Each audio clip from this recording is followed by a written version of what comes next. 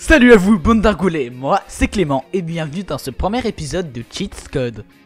Au programme cette semaine, le PC. Non, je ne parle pas du parti communiste, je parle de l'ordinateur. Un ordinateur est composé de 7 parties. La RAM, le processeur, le disque dur, la carte graphique, l'alimentation, le boîtier et la carte mère. Chaque tronçon est vital, sauf peut-être la carte graphique qui est souvent inclue dans le processeur. Chaque partie remplit un rôle très spécifique. L'alimentation alimente les composants, le processeur envoie les instructions à la carte graphique envoie le résultat à la carte mère donne à la RAM les informations, ces mêmes informations qui vont être soit renvoyées au disque dur ou au reste du système par le biais de la carte mère, bref, tout est utile. Mais penchons-nous sur une partie en particulier. Je dirais le processeur, qui est l'équivalent du cerveau pour un humain. Un processeur est composé de transistors qui, grosso merdo, peuvent se fermer ou s'ouvrir. L'utilité, vous me direz, le binaire. A votre avis, pourquoi est-ce qu'il n'y a que 2 caractères différents dans le binaire? Tout simplement pour pouvoir représenter les 2 états possibles d'un transistor, fermé ou ouvert. Quand le transistor reçoit l'électricité, il s'ouvre, et quand il n'en reçoit pas, il se ferme. Et ensuite, on traduit les 1 et les 0 par un truc de plus lisible, l'hexadécimal. Comme cela, au lieu d'avoir ça, on a ça. Et vous voyez toujours pas l'utilité, n'est-ce pas? Ça le rend un peu plus lisible. Et après on va convertir l'hexadécimal en lettres, histoire d'avoir quelque chose de complètement lisible. Et c'est comme ça que sont nés les langages de programmation. Le binaire est un langage de très faible niveau. Autrement dit, très facilement compréhensible par une machine. Mais pour un humain, comment dire, pas trop. L'hexadécimal quant à lui est tout en bas, juste en dessous de l'assembleur et donc de ce qui est à peu près compréhensible. Plus haut on retrouve les langages au niveau comme le C, le C++, le Java, le JavaScript, PHP, etc. Un langage de programmation dit de haut niveau est un langage très facilement compréhensible par un humain et donc plus rapide à maîtriser et plus simple. Contrairement à une légende populaire, programmer en langage de bas niveau ne permet pas d'avoir une application plus rapide, même si les instructions sont plus simples à comprendre pour une machine. Bref, vous l'aurez compris, quand on code en C++ par exemple, le programme va traduire le code qui est en texte normal en langage assembleur, puis en hexadécimal grâce à la table ASCII, qui va lui-même se faire traduire en binaire. Tout ça va dans la mémoire cache CPU dans un ordre très précis qui permet de dire au CPU quoi faire en premier et quoi faire en dernier. Mais pour pouvoir stocker tout ça, on va déjà le mettre dans la RAM, la Random Access Memory, la mémoire à accès aléatoire, la mémoire vive. La particularité de cette mémoire, c'est qu'elle est volatile. S'il n'y a plus d'électricité, il n'y a plus de données. L'utilité, c'est pour recevoir toutes les variables qui, comme leur nom l'indique, varient. Et donc, il fallait une mémoire qui puisse écrire et effacer ces données extrêmement rapidement. Pour une échelle d'idée, de la RAM DDR4, la dernière génération donc, un débit de 21 gigas par seconde, compte 150 MO par seconde pour un disque dur normal. Il faut multiplier par 140 pour avoir le débit d'une carte de mémoire vive avec celle d'un disque dur classique. Bref, la RAM c'est trop cool, la RAM c'est génial, mais faites quand même attention car il existe de nombreux formats.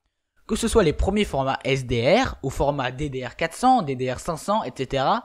Puis à la DDR2, la DDR3, la DDR4 et bientôt la DDR5.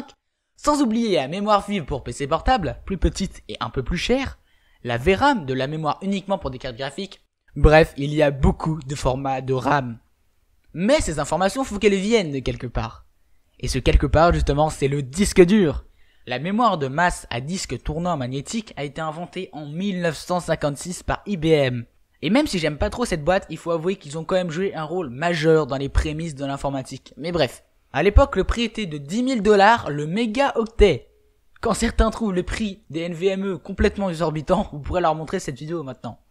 En tout cas, c'est dans les années 90 où les disques durs s'est vraiment miniaturisé. Et au début des années 2000 que les disques durs grand public, ceux que tout le monde avait, ont vraiment commencé à exploser au niveau des capacités. Aujourd'hui, avec 50 €, tu as un disque de 1 Tera. Mais à l'époque, en 1995, ça coûterait 100 000 $. L'évolution des capacités de stockage a juste été incroyable. Mais il y a un autre truc qui était incroyable, une autre évolution, celle des cartes graphiques. Depuis la création de l'ordinateur, il y avait de temps en temps des petites cartes, que l'on appelait à tort des cartes VGA. Mais faudrait plutôt voir ça comme des adaptateurs, ils servaient uniquement à avoir d'autres ports pour brancher son écran, et rien d'autre.